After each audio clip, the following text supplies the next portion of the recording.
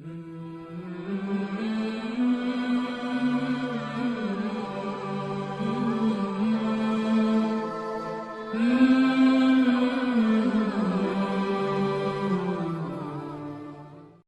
باللہ من الشیطان الرجیم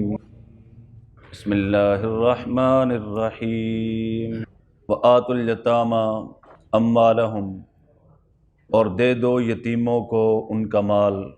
ولا تتبدلوا، اور نہ بدلو، الخبیث بالطیب، برے مال کو اچھے مال سے، ولا تاکلوا اموالہم الی اموالکم، اور نہ کھاؤ ان کے مال اپنے مالوں کے ساتھ، انہ کان حوبا کبیرا، بے شک یہ بڑا وبال ہے، بڑے گناہ کی بات ہے۔ جیسا کہ ہم نے پڑھا سورۃ النساء کے اندر اللہ تعالیٰ نے حقوق کا بیان کیا ہے، عورتوں کے حقوق، وراثت کے حقوق، یتیموں کے حقوق۔ اب جو ہے حقوق کی بات شروع ہو رہی ہے، اور ان میں یتیم کے حق کو پہلے رکھا گیا ہے۔ یتیم کس کو کہتے ہیں یہ بھی سمجھنا چاہیے۔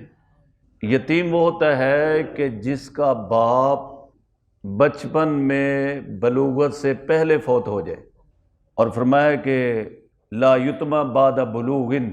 جب بلوغت آ جاتی ہے تو پھر وہ یتیم نہیں ہوتا۔ انسانوں میں جس کا باپ فوت ہو جائے وہ یتیم ہوتا ہے،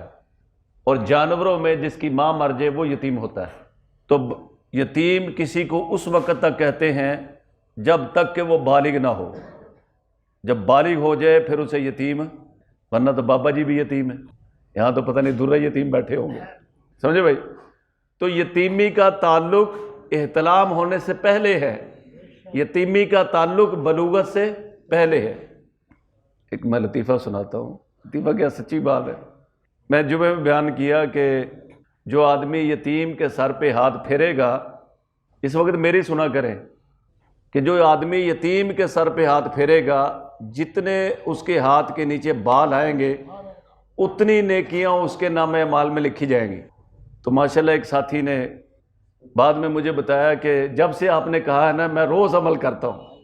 میں نے گھر میں کوئی یتیم ہے؟ کہتا ہاں میری بیوی یتیم ہے، تو میں اسی کے سر پہ ہاتھ پھیرتا رہتا ہوں۔ تو یتیمی کا جو تعلق ہے وہ کب تک ہے؟ بلوغت سے پہلے، احتلام ہونے سے پہلے کسی کا باپ مر جائے تو وہ یتیم کہلاتا ہے۔ جب بالغ ہو جائے گا تو اسے یتیم، اب تو وہ اچھے برے کا خود مالک ہو گیا، خود سمجھدار ہو گیا، اب اس سے یتیمی کے احکام جو ہے وہ ختم ہو گئے۔ خود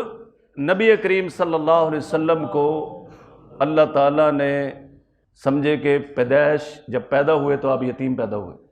اور پھر اللہ تعالیٰ نے ماں کو بھی وفات دے دی، جو دادا تھا اس کو بھی وفات دے دی۔ تو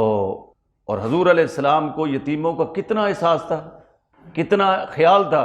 ایک تو اللہ پاک نے فرمایا فَأَمَّا الْيَتِيمَ فَلَا تَقْهَرْ، یتیموں کو نہیں جھڑکنا، فَأَمَّا الْيَتِيمَ فَلَا تَقْهَرْ، کچھ اور تو کیا کرنا، ان کو جھڑکنے کی بھی اجازت نہیں ہے۔ ایک واقعہ سنا رہے تھے کہ حضور علیہ السلام تشریف فرما تھے، کچھ صحابہ بھی بیٹھے ہوئے تھے، تو ایک آدمی آیا، کہنے لگے کہ کسی نے میرا بچہ تو نہیں دیکھا، بیٹا گم ہو گیا تھا اس کا، میرا بیٹا تو نہیں دیکھا کسی نے۔ تو ایک ان میں سے کہنے لگا کہ آپ فلاں جگہ چلے جائیں کسی باغ کے پاس، وہاں میں نے دیکھا آپ کا بچہ کھیل رہا ہے دوسروں بچوں کے ساتھ۔ وہ جب جانے لگا نا تو حضور علیہ السلام نے اس کو بلایا اور فرمایا کہ وہاں جب جاؤ گے نا تو یہ نہیں کہنا کہ میرے بیٹے میرے پاس آ، بلکہ اس کا نام لے کے پکارنا، کیونکہ وہاں یتیم بھی کھیل رہے ہوں گے، ان کے دل میں احساس نہ آ جائے کہ آج ہمارا باپ ہوتا تو ہمیں بھی کہتا ہے میرے بیٹے ادھر آ۔ سمجھے بھائی؟ وہاں اپنے بیٹے کا نام لے کے پکارنا کہ عبداللہ یا فلاں فلاں میرے پاس آ جا، یا بنیا، یہ نہ کہنا کہ میرے بیٹے میرے پاس آ، کہ یتیم کھیل رہے ہوں گے وہاں پہ بچے، ان کے دل میں خیال نہ آئے کہ ہمارا باپ ہوتا تو آج ہمیں بھی بیٹا کہتا ہے۔ اب اس سے زیادہ یتیم کے بارے میں حقوق کا کون لحاظ کر سکتا ہے جتنا لحاظ ہمارے اسلام نے کیا، پیغمبر اسلام صلی اللہ علیہ وسلم نے کیا۔ فرمایا کہ وَآتُوا الْيَتِيمَ أَمْوَالَهُمْ، اور تم یتیموں کو ان کا مال دے دو جو ان کا حق بنتا ہے۔ عموماً یہ ہوتا تھا عرب معاشرے کے اندر کہ جب کسی کا باپ فوت ہو جاتا تو اس کا چچا یا اس کا کوئی اور بڑا اس کا سرپرست بن جاتا اور وہ سارا یتیموں کا مال جو ہے نا ہڑپ کر لیتا، اور وہ بیچارے جو ہے نا مفلسی کے اندر جو ہے، یتیمی کے اندر، قسم پرسی کے اندر جو ہے وہ زندگی بسر کرتے۔ اس کے بارے میں اللہ تعالیٰ نے قرآن میں واضح احکام نازل فرمائے، فرمایا کہ وَآتُوا الْيَتَامَ أَمْوَالَهُمْ، اور یتیموں کو ان کا مال دے دو۔ یہ جو گارڈین بنتا ہے، سرپرست بنتا ہے، یاد رہے بھائی، اب ظاہر ہے کہ یتیم ہے، چھوٹی عمر ہے، اس کو اپنے نفع نقصان کا پتہ نہیں ہے، تو یہ آدمی جو ہے نا اس طریقے سے خرچ کرے کہ نہ تو بہت زیادہ اسراف ہو، نہ اتنا ہو کہ وہ بہت زیادہ کمی ہو۔ اور قرآن میں دوسری جگہ ہے کہ ان کے مالوں کے ساتھ اپنا مال مکس نہ کرو، لیکن گھر میں اگر یتیم بچے ہیں اور اس آدمی میں اتنی گنجائش نہیں ہے کہ ان کو کھلا سکے، اب ہنڈیاں بھی پکانی ہیں، خالی یتیم کے مال میں سے پکائیں تو وہ جو ہے نا زیادہ پیسے لگیں گے، اس میں ہنڈیاں پکا لو اور ان کا اتنا ہی اس میں خرچہ ڈالو جتنا کہ وہ کھا سکتے ہیں۔ صحابہ اس بارے میں بڑے ہی محتاط ہو گئے تھے، بڑے ہی محتاط ہو گئے کہ یتیم کا کوئی پیسہ جو ہے نا ہمارے مال میں مکس ہو کر، یاد رکھے کہ جو زکوٰۃ کا یتیم کا مال ہمارے مال میں کسی کے مال میں مکس ہو جاتا ہے، اس کو بھی تباہ برباد کر دیتا ہے۔ ایک حدیث کا مفہوم ہے کہ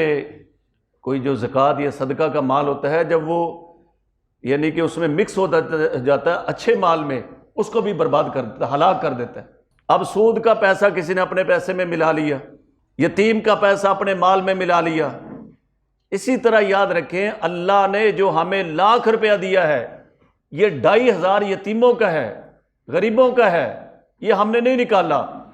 اب یہ 97,500 کو برباد کر دے گا۔ الا اہلکتہ، یہ حدیث کے الفاظ ہیں، مگر یہ کہ اس کو بھی ہلاک کر دے گا، تباہ کر دے گا، کیونکہ یہ جو لاکھ میں 2500 ہے نا، یہ ہمارا نہیں ہے، یہ غریبوں کا ہے۔ اب ہم سمجھ رہے کہ یہ تو میرا اپنا ہے، اس کا مال کھا لیا، یا ویسے یتیم کا مال چھین لیا، اس کو اپنے مال کے ساتھ مکس کر لیا، تو یہ جو ہے نا وہ دوسرے مال کو بھی برباد کر دیتا ہے، سمجھے؟ تو فرمایا کہ وَآتُوا الْيَتَامَ أَمْوَالَهُمْ، اور تم دے دو یتیموں کو ان کا مال، وَلَا تَتَبَدَّلُوا الْخَبِيثَ بِالطَّيِّبِ، اور نہ بدلو برے مال کو اچھے مال سے، وَلَا تَأْكُلُوا أَمْوَالَهُمْ إِلَىٰ أَمْوَالِكُمْ، اور تم نہ کھاؤ ان کے مال اپنے مالوں کے ساتھ، ان کے مال کو اپنے مال کے اندر جو ہے مکس نہ کرو۔ ایک یہ بھی یاد رکھیں کہ حدیث میں آتا ہے لا يحل لامرئ مسلم ان یاکل مال اخیہ الا بطیب نفسہ، کسی مسلمان کے لیے حلال نہیں ہے کہ وہ اپنے بھائی کا مال اس کی دلی رضامندی کے بغیر کھائے۔ ایک یاد رکھیں، میرے سے پوچھ رہے تھے پرسوں کہ ہم جو ہے نا ویسے تو ایک دوسرے کو کھلاتے نہیں، تو ہم کہتے چلو لوڈو کھیلتے ہیں، جو ہار جائے گا وہ سب کو کھلائے گا، تو یہ شرط ہونے کی وجہ سے بھی حرام ہے۔ اسی طرح یاد رکھیں کہ چند دوست بیٹھے ہیں اور بیٹھے بیٹھے وہ کہتے ہیں چلو جی آپ جو ہے نا پارٹی کرو، آپ کھلاؤ ان سب کو، اب اس کا دل نہیں کرتا، لیکن وہ چونکہ لوگوں میں بے عزت ہونے سے بچنا چاہتا ہے تو وہ ان کو کھلا دیتا ہے۔ ایسا کھانا بھی ان کی طیب نفس کے بغیر حلال نہیں ہے، دلی رضامندی ہو پھر ہے، خود وہ کھلانا چاہتا ہو۔ فرمایا کہ انہ کان حوبا کبیرا، بے شک یہ بہت بڑا گناہ ہے۔ حضور علیہ الصلوۃ والسلام کی ایک دعا ہے،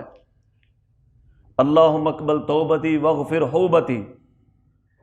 اے اللہ میرے توبہ قبول فرما لے اور میرے گناہ معاف فرما دے۔ حوب یا حوب، اس کا دونوں کا معنی ہے گناہ، بڑا گناہ، اور یہ ظلم کے معنی میں بھی آتا ہے۔ حضرت ابو ایوب انصاری رضی اللہ عنہ کی بیوی آئی حضور علیہ السلام کے پاس، تو کہنے لگی کہ یا رسول اللہ صلی اللہ علیہ وسلم، حضرت ابو ایوب نے ارادہ کیا کہ میں اپنی بیوی کو طلاق دے دیتا ہوں۔ ان کا وہ تھی ام ایوب، تو آپ علیہ السلام نے ارشاد فرمایا ان طلاق ام ایوب لحوب، ام ایوب کو طلاق دینا گناہ ہے، ظلم کی بات ہے۔ تو حضرت ابو ایوب انصاری رضی اللہ تعالیٰ عنہ پھر طلاق دینے سے رک گئے۔ تو بہرحال بھائی فرمایا کہ وآتوا الیتامی اموالہم، اور تم یتیموں کو ان کا مال دے دو، ولا تتبدلوا الخبیث بالطیب، اور تبدیل نہ کرو برے مال کو اچھے مال سے، ولا تاکلوا اموالہم الی اموالکم، اور تم نہ کھاؤ ان کے مال اپنے مالوں کے ساتھ، انہ کان حوبا کبیرا، بے شک یہ بڑے وبال ہے، بڑے وبال کی بات ہے، بڑے ظلم کی بات ہے، بڑے گناہ کی بات ہے یتیموں کا مال کھانا۔